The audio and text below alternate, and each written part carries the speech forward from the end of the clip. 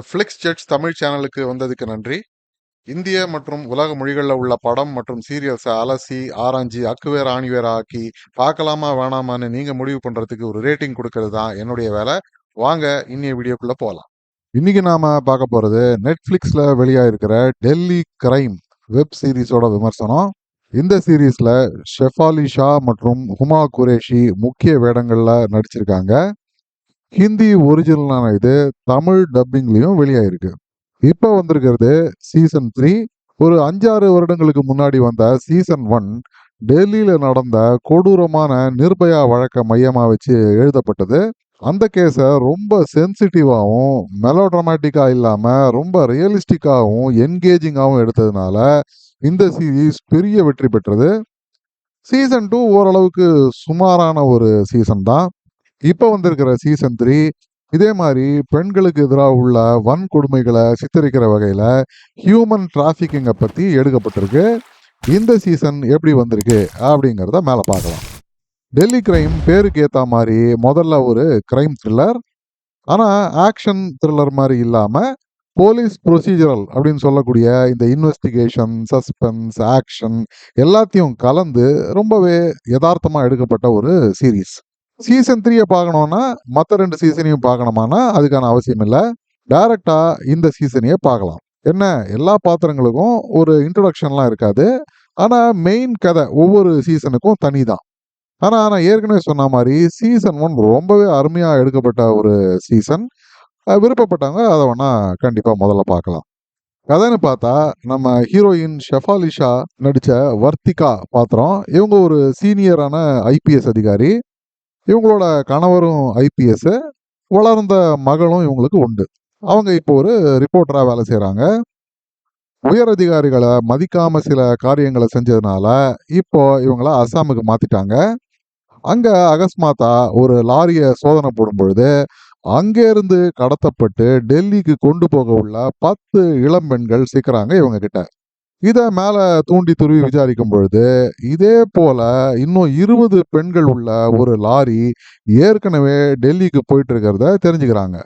அதை சேஸ் பண்ணி இவங்களும் டெல்லி போய் சேர்றாங்க. அவங்க தன்னுடைய பழைய டீமோட மீண்டும் சேர்றாங்க.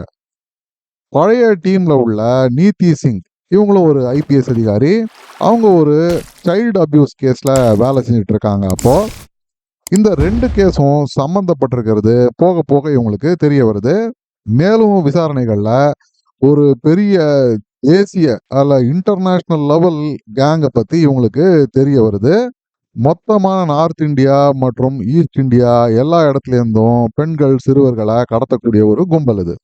பெரியக்கா அப்படின்னு பயத்தோட எல்லாரும் சொல்லக்கூடிய ஒரு பாத்திரத்தை பத்தியும் இவங்க கேள்விப்படுறாங்க. இந்தியாவிலிருந்து ஃபாரினுக்கு கடத்தப்பட உள்ள அந்த 20 பெண்களை இவங்களால தடுத்து நிறுத்தி காப்பாற்ற முடியுதா அப்படின்னு சொல்றதுதான் இந்த சீரீஸோட மீதி கதையே.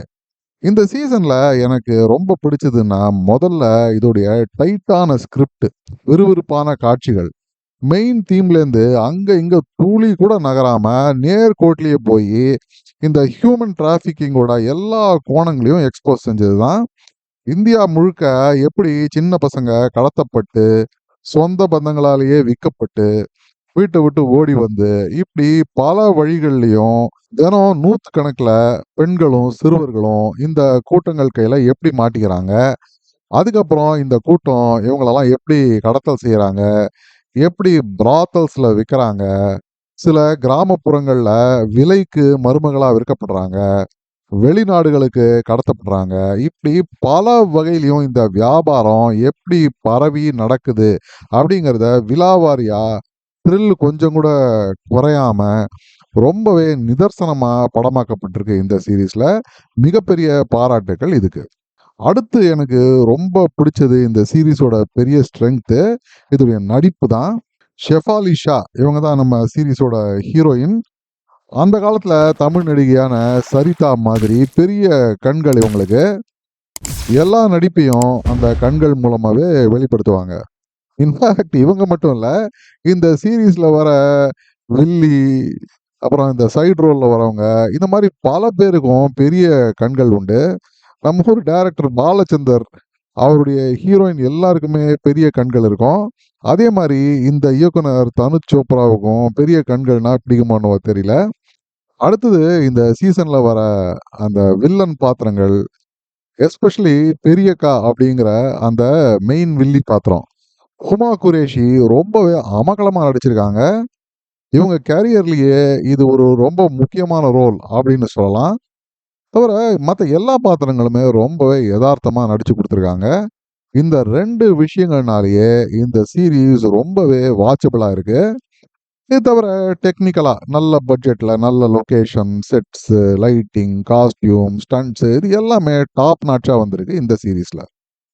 அப்ப அந்த சீரிஸ பார்க்கலாமா வேணாமான்னா, அவசியம் உங்க குடும்பத்தோட உட்காந்து இந்த வீக்கெண்ட்லயே பாருங்க. ஜஸ்ட் 6 எபிசோடு தான். ஒரு 3/4 மணி நேரம் இருக்கும் ஒண்ணொண்ணும். கொஞ்சம் ஹெவியான சப்ஜெக்ட் அப்படிங்கிறதுனால, வேணா ரொம்ப சின்ன பசங்க இருந்தா அவங்களுக்கு இது உகந்ததில்ல. தமிழ் டப்பிங்லயே இருக்கு. அவசியம் மிஸ் பண்ணாம பாருங்க. இந்த சீரிஸுக்கு நான் கொடுக்கக்கூடிய ரேட்டிங் 8 அவுட் ஆஃப் 10 ஸ்டார்ஸ். மீண்டும் ஒரு முறை இன்னொரு விமர்சனத்தோட உங்களை சந்திக்கும் வரை நன்றி, வணக்கம். இந்த வீடியோ பிடிச்சிருந்ததுன்னா லைக் பண்ணுங்க, ஷேர் பண்ணுங்க, சப்ஸ்கிரைப் பண்ணுங்க. உலகத்தரமான படம் மற்றும் சீரியல்களை நீங்க பார்க்கணுங்கிறதுக்காக பல சினிமா சீரியல்களை பார்த்து அதுலேருந்து சரியானதை மட்டும் அடையாளம் காட்டுறது தான் இந்த சேனலோட குறிக்கோள். நன்றி.